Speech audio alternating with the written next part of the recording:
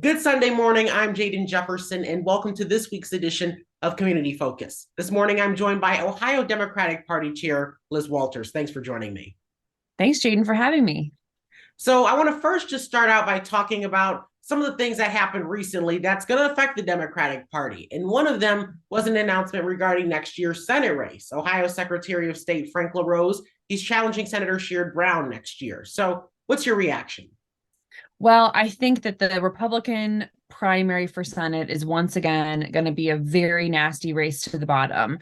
And I know that Senator Sherrod Brown is going to be ready to take on whoever comes tumbling out of the gutter when that primary is over.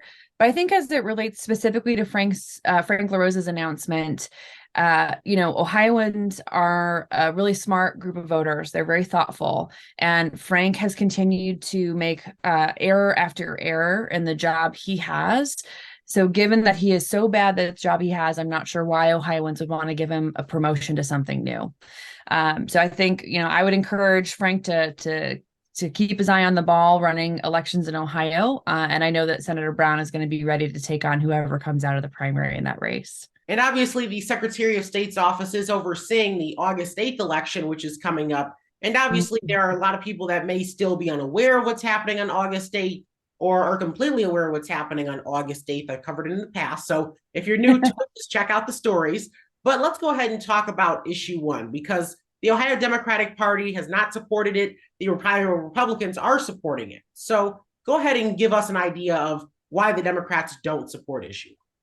So Ohio Democrats are supporting a no vote on state issue one, right? We want people to vote no because issue one, if it's passed, would fundamentally strip the ability of citizens to make their voices heard in our state.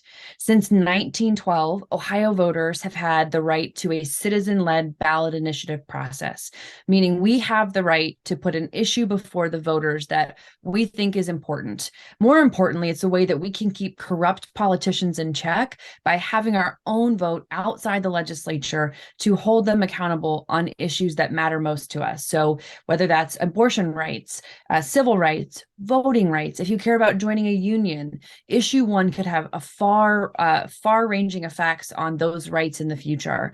So we really want to encourage Ohioans to vote no on state issue one because we think power belongs to the people, not to politicians. And ultimately, that's what issue one's all about. Changing the citizen-led ballot initiative is something that we should not undertake in this way. We think that the citizen-led ballot initiative is a very, very important part of Ohioans' voice. But more importantly, it's already a really strong process that is very difficult for folks to put an issue on the ballot in the first place. So we don't want to see that made any harder. One of the claims that has been used to defend issue one is that it protects the Ohio Constitution from, quote, outside influences. I think that's pretty rich, given that a Illinois billionaire is funding the Yes campaign and helped to write this language and get it through the state legislature in Ohio. It is not an accident that Republicans banned August special elections earlier this year in January. And then in an effort to stop Ohioans from having a free and fair vote on abortion rights in November, worked with an out-of-state billionaire to put this language through the legislature and make an exception on banned August special elections in order to have this vote in August. Ultimately, the citizen-led ballot initiative in Ohio is already a very thoughtful, difficult process with a lot of hurdles for folks to overcome.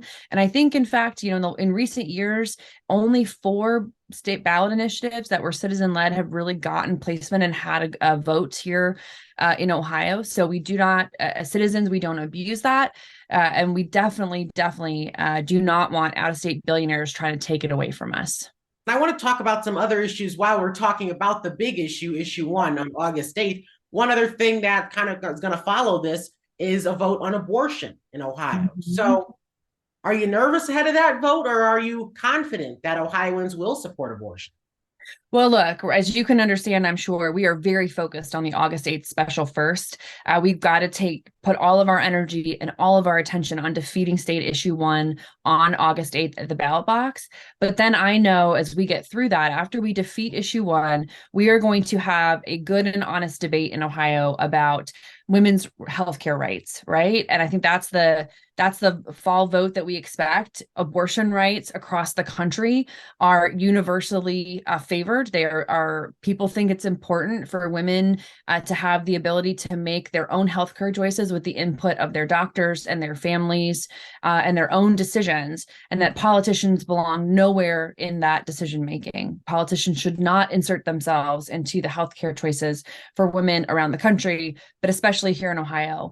And over the last year, we have seen abortion rights all over the country be upheld and reinstated, whether that was in Kansas or Michigan. And now this fall, Ohio will be ground zero for reproductive rights in this country. And we feel very confident that Ohioans will come out and support that issue. One of the challenges I think both parties continue to deal with after election is reaching out to minority voters. And that obviously can be a challenge because you have so many voters you have to reach out to, but obviously some voters are left behind. So what does that look like this year? How is the Ohio Democratic Party ensuring that their minority voters are activated?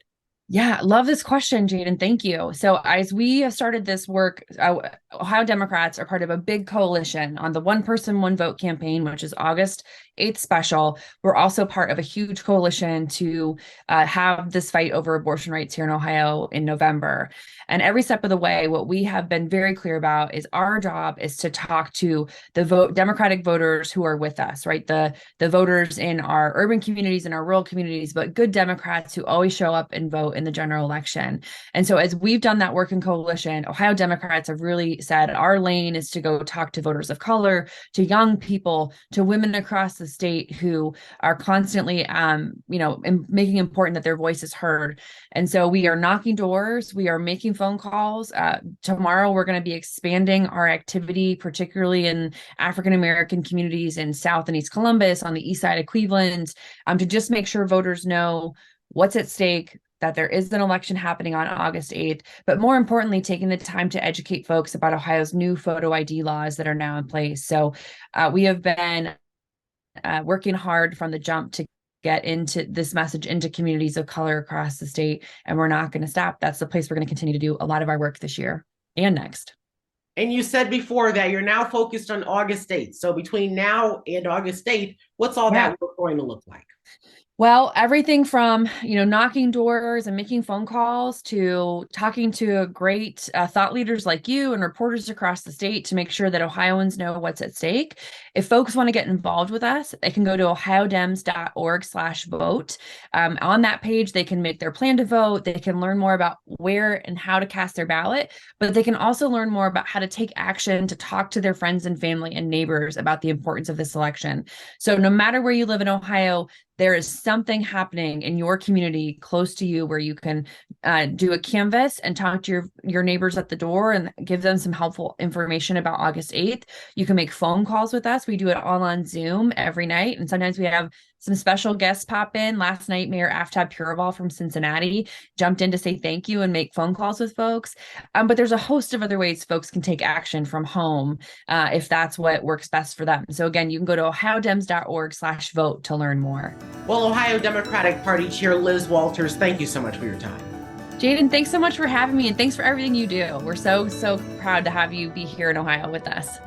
Well, thank you. I appreciate it. And that's this week's Community Focus. Have a great week.